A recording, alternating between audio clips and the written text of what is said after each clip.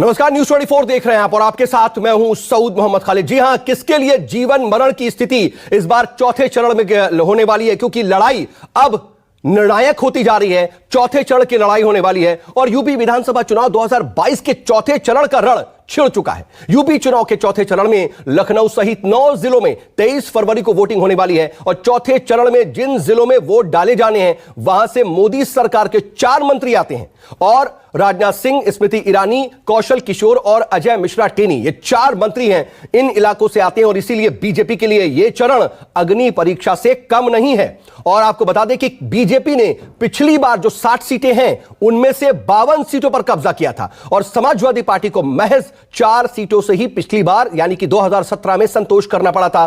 कांग्रेस और बसपा सिर्फ 2-2 सीटों पर सिमट गई थी और कहा जाता है कि दिल्ली का जो रास्ता है वो यूपी से जाता है तो अवध के रास्ते ही लखनऊ पहुंचा जाता है। इस बार के विधानसभा चुनाव में जुबानी जंग भले ही सबसे ज्यादा अखिलेश और बीजेपी में छिड़ी दिखाई दे रही हो, लेकिन बीएसपी फैक्टर को कमजोर नहीं आंका जा सकता क्योंकि इस इलाके में बीएसपी का एक बड़ा वोट बैंक मौजूद है और बीएसपी के वोटर को इस बार साइलेंट माना जा रहा है। अवध में चुनाव के साथ ही बीजेपी ने राम नाम का नारा भी अब और ज्यादा तेज कर दिया है। सीएम योगी आदित्यनाथ आज लखनऊ, रायबरेली, हरदोई में चुनाव प्रचार करने वाले हैं और अमित शाह पीलीभीत, सीतापुर, बाराबंकी के वोटरों को साधेंगे। दूसरी तरफ रायबरेली में अखिलेश यादव साइकिल की रफ्तार को तेज करने के लिए जोर लगाएंगे और यह चुनाव गांधी परिवार के लिए भी चुनौती साबित होने जा रहा है क्योंकि अमेठी और रायबरेली में चुनाव इसी चरण में होना है। अखिलेश और योगी दोनों का दावा है कि 3 चरणों के बाद ही उनकी सुनिश्चित सरकार हो गई है। दोनों ही यह दावा कर रहे हैं, लेकिन असल अग्नि परीक्षा इस चौथे चरण में है। और इस बीच किस तरीके से जुबानी वार पलटवार हो रहा है, अखिलेश कैसे योगी पर और योगी कैसे अखिलेश पर वार कर रहे हैं, जरा आपको सुनवाते हैं।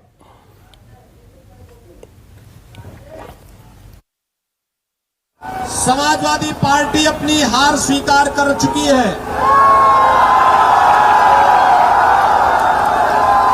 उनकी बौखलाहट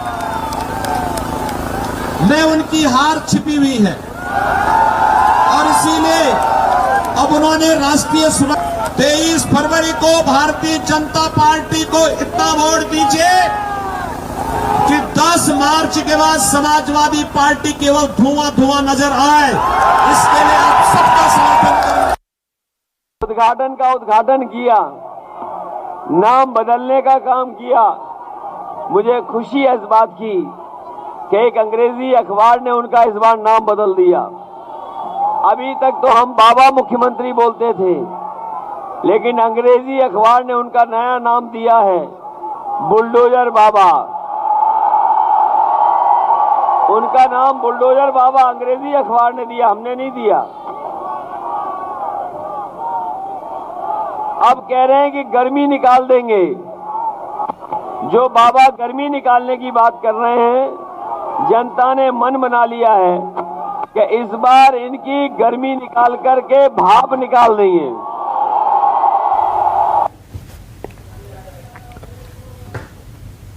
तो वार पलटवार का दौर तो आप देख रहे हैं, लगातार जुबानी जंग छिड़ी हुई है, लेकिन आखिर बाजी कौन मारेगा 10 मार्च को पता चलेगा। लेकिन चौथे चरण का जो रण है वो भी बहुत ज्यादा अहम है और इसमें आखिर क्या स्थिति रहने वाली है और कई लोगों की प्रतिष्ठा दांव पर है, इस पर हम विस्तार से चर्चा करेंगे। और इस पर बातचीत करने के लिए मेरे साथ खास मेहमानों का एक पैनल जुड़ गया, उनसे आपका परिचय करा देते हैं। मेरे साथ इस वक्त यूपी बीजेपी के प्रवक्ता आलोक अवस्थी जी जुड़ चुके हैं। आलोक जी, बहुत स्वागत है आपका न्यूज़ 24 पर। इसके अलावा अंशु अवस्थी मेरे साथ मौजूद हैं, यूपी कांग्रेस के प्रवक्ता हैं। अंशु जी, आपका भी बहुत बहुत स्वागत है। और इसके अलावा समाजवादी पार्टी की तरफ से सत्येंद्र यादव मेरे साथ मौजूद है। सत्येंद्र जी, आपका भी बहुत स्वागत। वहीं बसपा से भी मेरे साथ सीमा कुशवाहा जुड़ेंगी, उनका भी हम उनसे भी बातचीत करेंगे। लेकिन इस वक्त मेरे साथ मेरे 2 सहयोगी भी मौजूद हैं।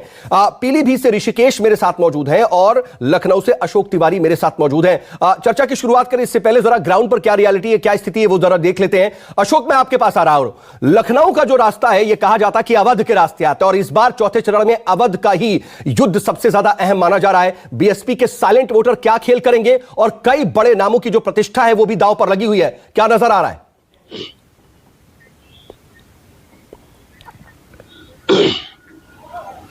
देखिए बिल्कुल सऊद, इस बार जो चौथे चरण का चुनाव है उसके लिए आप देखिए कि तमाम सारी जो पॉलिटिकल पार्टीज हैं उनके बड़े नेता लगातार कैंप कर रहे हैं, लगातार संगठनों की बैठक चल रही है, मंच से तमाम तरह के वादे और आरोप का जो दौर है वो भी हम लोगों को देखने को मिल रहा है। अब इस चौथे चरण को समझने की जरूरत है। दरअसल इस चौथे चरण में जो 9 जिले हैं उसमें कुल 60 विधानसभा की सीटें आती हैं, और अगर साल 2017 के विधानसभा चुनाव के परिणाम की बात की जाए तो उसमें बीजेपी को 51 सीटों पर जीत हासिल हुई थी, और उसकी जो सहयोगी दल है अनुप्रिया पटेल का अपना दल, उनको 1 सीट हासिल हुई थी, यानी कि कुल 52 सीटें बीजेपी के हिस्से में गई थी कुल 60 सीटों में से।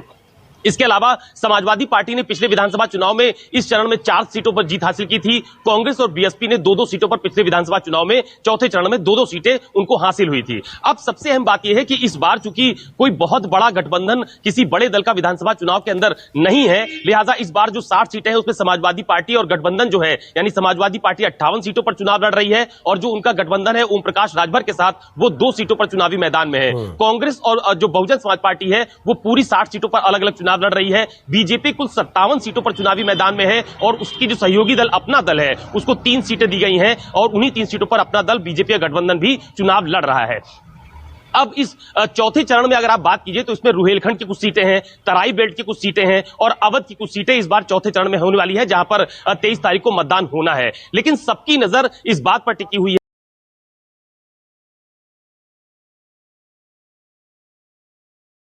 पूरी ताकत लगा रखी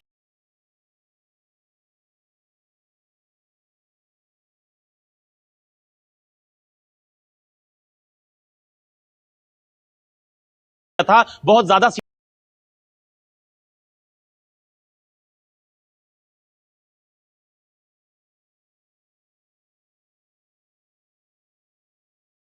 कोशिश कर रही है। योगी आदित्यनाथ अखिलेश यादव के बयान को सुना,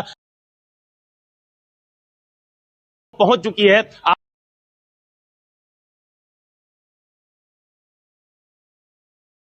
नेता चाहे प्रियंका गांधी हो, योगी आदित्यनाथ हो, अखिलेश यादव हो, वो अलग अलग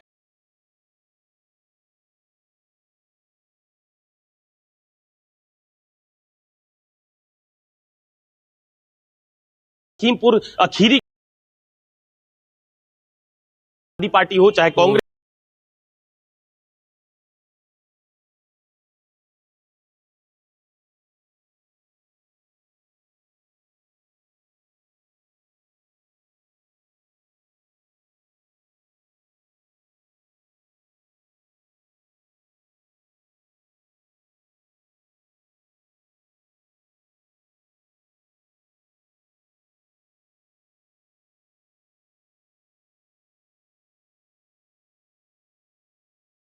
रैली, वहां पर भी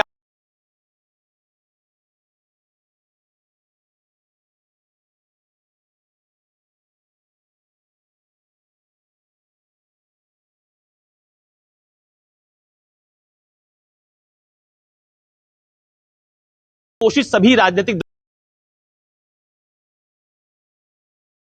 बीजेपी के लिए सबसे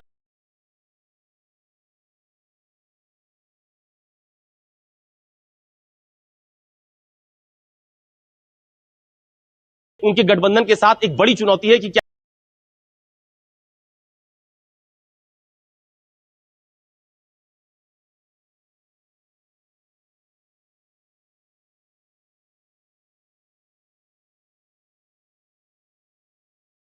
जब वो कांग्रेस में शामिल हुई, इस बार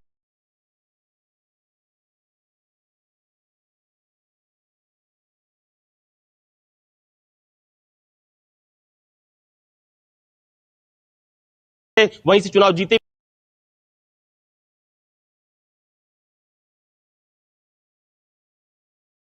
निदेशालय में ईडी नौकरी छोड़कर आए, वो इस बार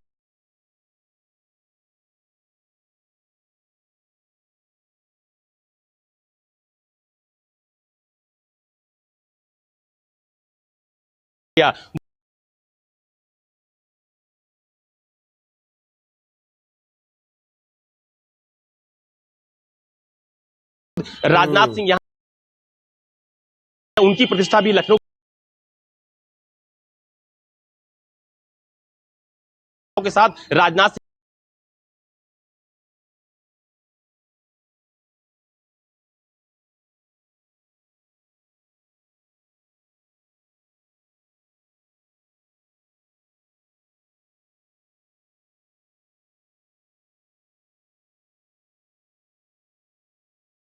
सबसे अहम बात यह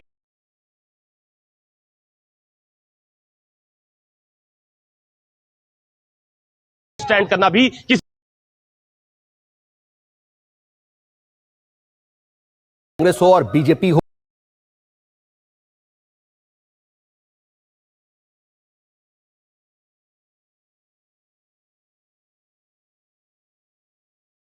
मौजूद है। जरा पीलीभीत की स्थिति को आप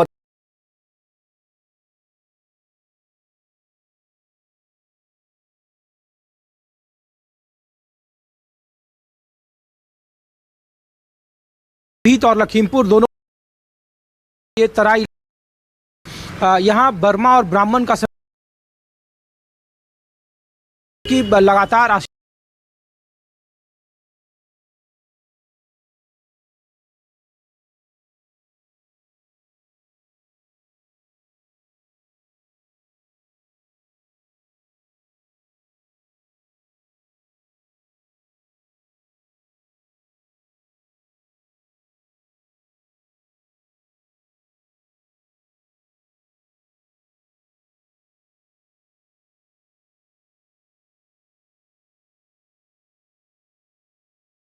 पर ये बात बिल्कुल है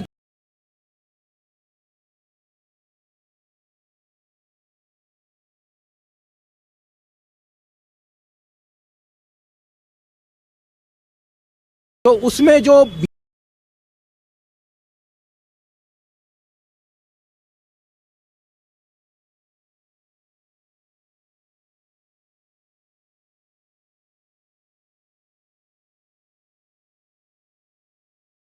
की सीटें और चारों भी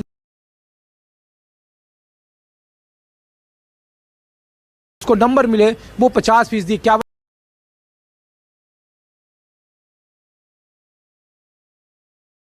के आसपास ही था।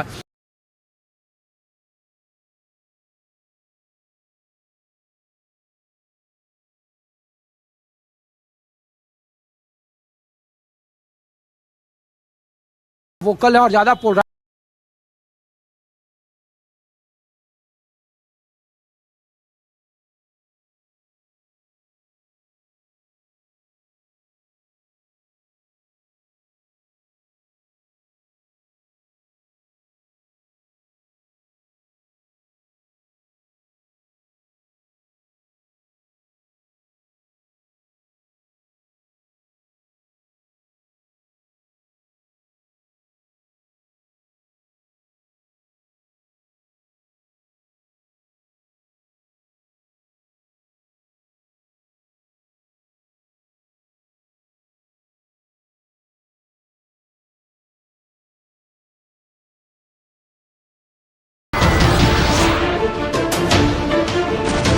नमस्कार, मैं हूं मानक गुप्ता।